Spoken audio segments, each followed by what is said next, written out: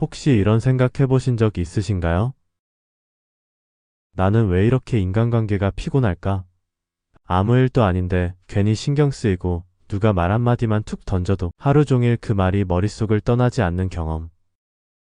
정말 너무 사소한 상황이었는데 그 순간의 표정, 말투, 분위기까지 다 떠올리며 혹시 내가 뭘 잘못한 건가? 하면서 괴로워진 적 있으시죠? 저도 그랬습니다. 대학교 시절 별일 아닌 대화 하나에 몇 날 며칠을 잠 못 자며 괴로워했던 적이 있거든요. 심지어 저랑 정말 친하다고 생각했던 친구가 단지 문자에 마침표를 찍었다는 이유로 기분 나쁜가? 내가 뭘 실수했나? 라며 혼자서 수십 가지 시나리오를 머릿속으로 만들고 있었어요. 그때는 몰랐습니다. 그게 단순히 성격의 문제가 아니라 뇌의 구조적인 작용 때문이라는 것을요. 오늘은 인간관계가 왜 그렇게 힘든지, 그리고 우리가 어떻게 하면 그 피로에서 벗어날 수 있을지 뇌과학적으로 그 이유를 깊이 있게 풀어보려고 합니다. 끝까지 보시면 지금보다 훨씬 가볍게 사람을 대할 수 있는 힌트를 얻으실 수 있을 거예요. 우리는 보통 인간관계를 감정의 문제라고 생각합니다. 내가 예민해서, 성격이 소심해서, 혹은 마음이 여려서 힘들다고 생각하죠. 하지만 뇌과학적으로 보면 인간관계는 뇌 에너지를 엄청나게 소모하는 활동입니다. 심리학자이자 신경과학자인 리사 펠드먼 박사는 이렇게 말했습니다. 우리의 뇌는 끊임없이 타인의 감정, 표정, 말투, 몸짓을 해석하느라 어마어마한 에너지를 사용하고 있다. 즉, 우리가 모르는 사이에 뇌는 계속해서 이 사람이 나를 어떻게 생각하지? 지금 분위기가 좋나? 내가 무례하게 굴었나? 이런 생각을 빠르게 시뮬레이션하고 있는 거예요. 이 과정은 마치 컴퓨터의 백그라운드에서 수십 개의 프로그램이 돌아가고 있는 상태와 비슷합니다. 그리고 뇌는 그렇게 복잡한 연산을 진행할 때마다 자기 통제력과 집중력, 감정 조절 능력까지 소모하게 됩니다. 그래서 대화 하나 나눴을 뿐인데 괜히 피곤해지고 약속 하나만 있어도 하루가 진이 빠지는 거예요. 많은 분들이 오해하시는 게 있어요. 난 내향적이라서 사람 만나는 게 힘들어. 물론 성격 차이는 있습니다. 하지만 인간관계 피로는 내향, 외향을 막론하고 공통적으로 겪는 현상입니다. 왜냐하면 사람을 마주하는 순간 뇌는 사회적 생존 모드로 전환되기 때문입니다. 진화적으로 볼 때 인간은 무리해서 배척당하면 생존이 어려운 환경에서 살아왔어요. 그래서 타인의 반응, 집단 내 위치, 미묘한 긴장감 같은 것들에 과도하게 민감해졌죠. 이건 단순히 성격 문제가 아니라 우리 뇌 속 깊숙이 자리한 사회적 위협 회로 때문입니다. 특히 전두엽과 편도체가 관여해서 타인의 표정이나 말투를 읽고 그 정보가 위협인지 아닌지를 즉각 판단하게 돼요.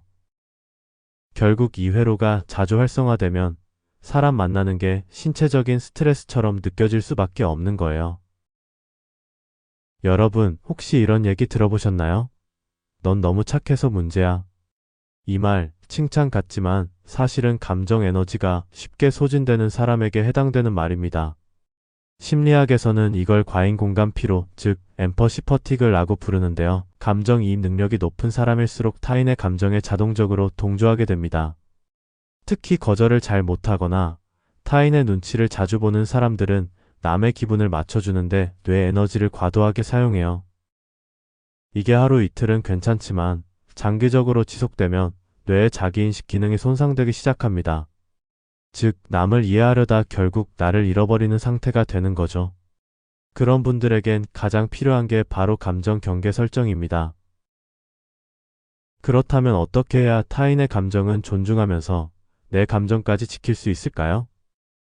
정답은 뇌과학에서 말하는 경계 설정회로 활성화에 있습니다. 구체적으로는 전측 대상회와 자가중심 전두엽이 균형 있게 작동해야 합니다. 이 두 가지를 실천해 보세요. 첫째, 대화 후 반드시 혼자만의 정리 시간 갖기. 사람을 만난 후 바로 또 다른 약속을 잡기보다는 10분에서 15분만이라도 혼자 걸으며 감정 해독 루틴을 만드는 게 좋습니다.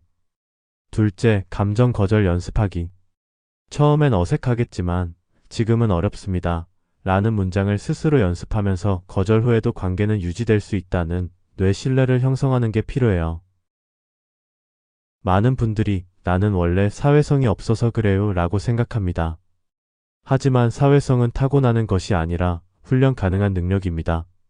하버드대 뇌과학 연구소의 스티븐 핑커 교수는 이렇게 말합니다. 사회성은 학습 가능한 뇌의 행동 패턴이다. 즉, 인간관계에서 필요한 기술들인 적절한 타이밍, 표현법, 경청, 공감, 이 모두는 뇌 회로를 통해 훈련되고 반복될 수 있는 거예요. 사회성을 높이기 위해선 정보 처리 속도보다 정보 회복 속도를 키우는 게 중요합니다.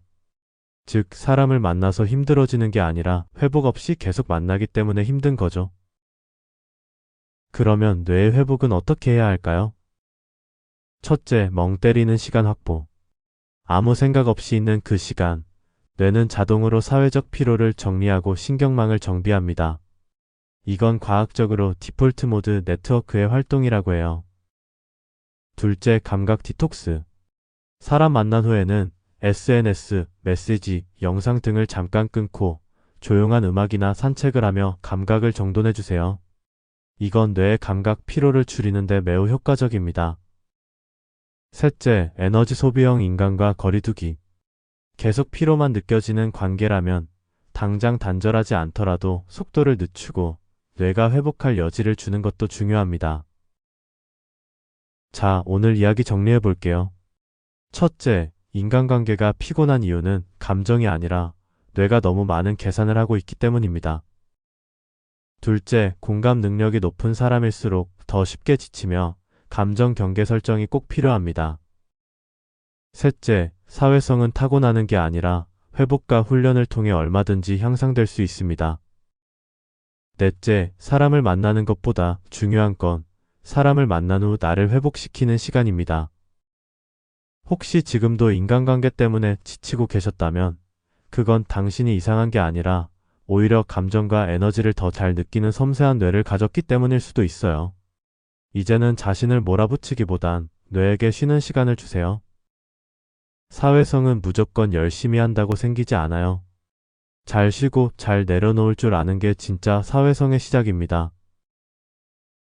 마지막으로 추천드리고 싶은 책은 예일대 심리학 교수 폴 블룸의 공감의 배신입니다. 이 책은 공감이 항상 좋은 건 아니다 라는 주장을 바탕으로 우리가 감정적으로 너무 쉽게 휘둘리게 되는 이유를 뇌과학과 심리학적으로 아주 날카롭게 분석해 줍니다. 특히 인간관계에서 좋은 사람으로 살려다 지쳐버린 분들께 진짜 공감이 무엇인지 다시 생각하게 해주는 책이에요. 오늘 영상이 도움이 되셨다면 구독과 좋아요는 영상 제작에 큰 힘이 됩니다. 앞으로도 더 깊이 있고 따뜻한 이야기로 찾아뵙겠습니다. 감사합니다.